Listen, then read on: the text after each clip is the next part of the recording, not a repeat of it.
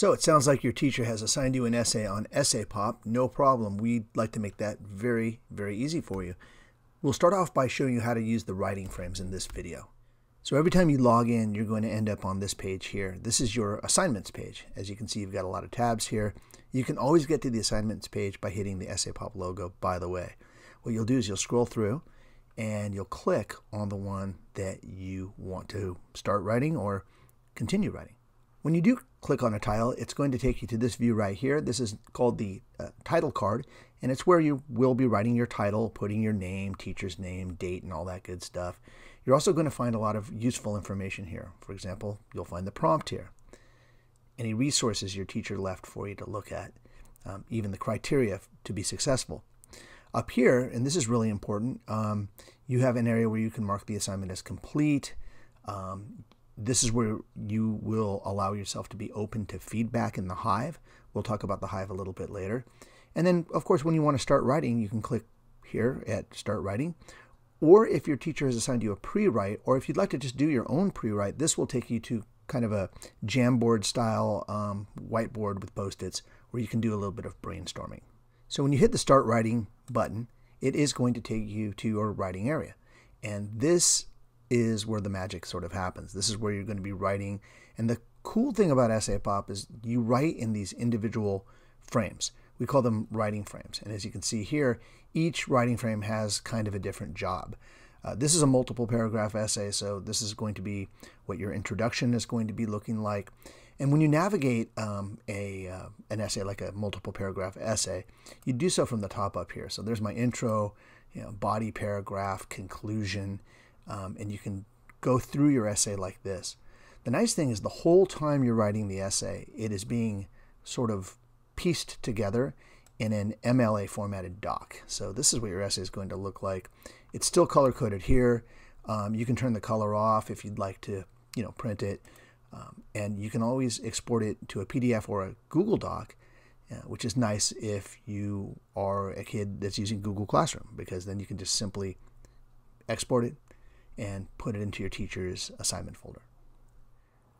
But let's get back to the writing area here. So as you can see, again, we've got our writing frames and they're color coded. Each one has a different sort of responsibility. And this is where you're going to get the writing done.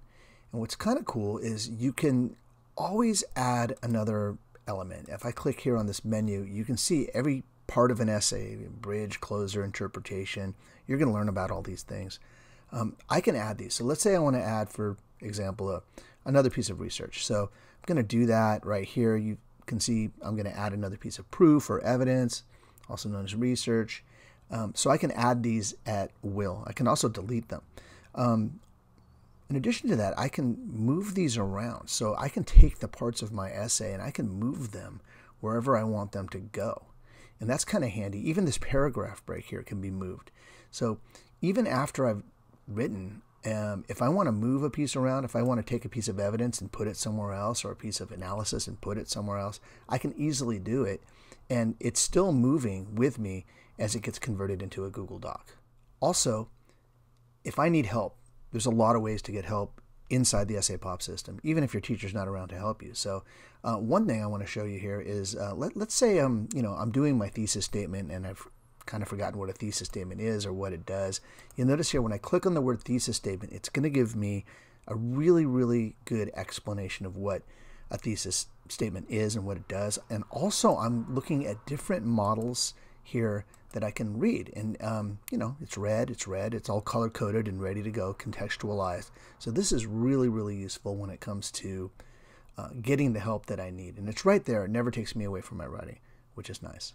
Another place where I can get some really great help is through these little drop-down menus. We call them sentence starters. So if I click on this, you're going to see that I get this window. It comes down, and I can go through, and I can look and scroll and look at different ways to start my sentence. Yeah, that one looks pretty good. I'm going to go ahead and drop that in by hitting Insert. And now I have a nice, smart, academic sounding phrase that can help me begin my writing.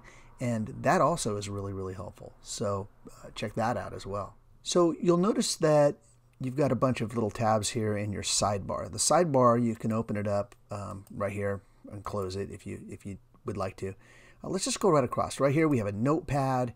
This is where if you just have a brilliant idea, you want to jot it down really quickly, you can write it down here. It's just a notepad, and it's a place where you can put down that amazing idea so you don't lose it.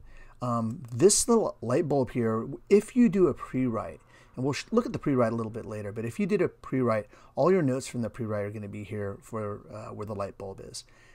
Help, that's the help area that we talked about earlier, and once I click on any of these boxes, I'm going to see the different help for that particular component.